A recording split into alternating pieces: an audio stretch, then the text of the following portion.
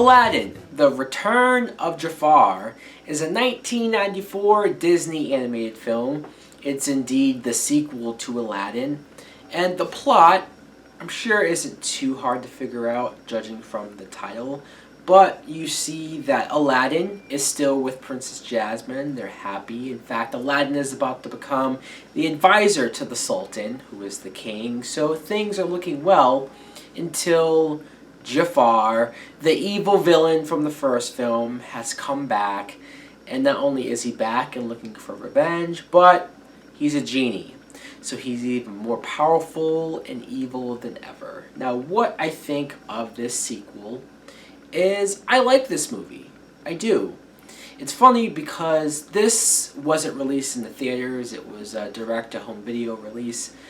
And I remember, I had to have been 5 years old maybe when it came out.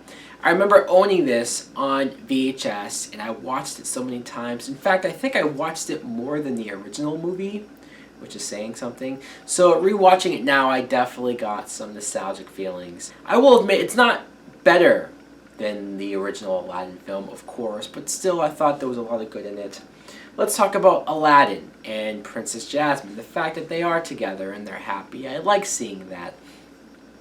However, when Iago, the parrot who was with Jafar in the first film, voiced by Gilbert Gottfried, when he gets out of the lamp and Jafar wants him to release him, but he doesn't. He actually gets away from him and says, look, I'm going to go off and make friends with Aladdin to get into that royal palace. And he ends up saving his life from these group of thieves that try to kill him. So I will give Iago that, but there's a couple of things. He has so much to do in this movie, he pretty much takes over the film. And Gilbert Gottfried, his voice in general was kind of annoying and loud. So there is a point where you get like, wow, he's so involved. It's a little annoying. He has like 2 different songs that he sings. But he did ultimately, I guess, mean well. Sure, his original intentions were to just go there because they're the rich people. So there's that. But at the end of the day, when it does come time to, is he gonna go with Jafar just because he's powerful or help out his newfound friends? He does make the right choice. So, and especially at the end of the movie, I do end up coming around on his character. I just found it a little messed up that Aladdin lied to Princess Jasmine once again. After the first movie, it's like, dude, didn't you learn that you almost lost her for lying? And you're gonna lie to her for the parrot? Really? Another thing I should mention is that the Genie, who was voiced by Robin Williams in the first film, this time he's voiced by Dan Castellaneta. And as a kid, I couldn't tell that it wasn't the same guy. It sounded the same to me.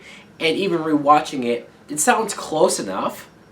But yeah, I can hear that it's not Robin Williams. And there's a big part of me that does miss Robin Williams as the Genie. But I will say that this guy did what he could. He did the best that he could. And he was still over the top, charismatic. He was funny. So I guess you can't really ask for more than that. It probably more so sucks for the fact that how Robin Williams and Disney had a falling out. Because I guess he was pissed on how they used his voice in the marketing and campaign for the first film. Maybe he wanted more money. I don't know. But again, it just sucks. Now, Jafar. When I said in my review for the first Aladdin movie that I remember Jafar being more scary and evil, I think this is the movie I was thinking of. Because he is very evil and just more powerful and larger than life. The moments when he is the Genie version of him and he's red and he's huge and he's just evil. He's scary. He is. He's powerful. He can do whatever he wants. I did like the interaction that he had with the little thief, that he had to give him wishes even though he didn't want to, and he basically was tricking him and coercing him to do mostly what he wanted, even though he was constrained in the rules of being a genie. This movie is only an hour long, so it does go by quick. So that also helps with my enjoyment of it. They brought most of the other actors for the voices back. So again, for what it is, for direct-to-home video release sequel, I think it does the job. Anyways, guys, let me know in the comments below if you've seen Aladdin, The Return of Jafar, and if you like it as much as I do. Thanks for watching. Maybe, just maybe, I'll think about reviewing Aladdin, the animated series. I'm thinking about it. Like and subscribe. Later!